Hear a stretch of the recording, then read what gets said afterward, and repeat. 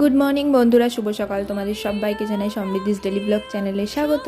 তো দেখো, এখন সকাল সকাল আমি একটু বাইরে এসে দেখি কি বৃষ্টি হচ্ছে, আর দেখি এনারা এখানে এসে হাজির হয়েছে, আমার বাবার বন্ধু বান্ধবী। আমার বাবার সাথে এদের খুব ভালো বন্ধুত্ব হয়ে গেছে।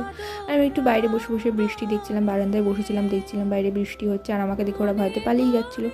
তো তারপরে ঘরে চলে গেলাম স্নান টান করে। আর ঘরে আসে এই দেখো একটু রূপচর্চা করছিলাম। আমি তেমন রূপচর্চা করি না, বাট এইটুকু না মাখলে মুখটা ভালোও থাকে না, তাই দেখো আমার মুখটা কত গ্লেজ দিচ্ছে। তো তারপরে চলে গেলাম ঠাকুর ঘরে, যেহেতু আজকে শ্রাবণ মাসের সোমবার। তো দেখো এখানে শিবের মাথায় আমি জল ঢালবো বলে শিব ঠাকুরকে ঘি মধু দিয়ে ভালো করে স্নান করে নিচ্ছি। তারপরে জল ঢালার জন্য জলটাকে তৈরি করে নিচ্ছি। এবারে দেখো আমি শিবের মাথায় জল ঢেলে পুজো করবো, তোমরা দেখতে থাকো।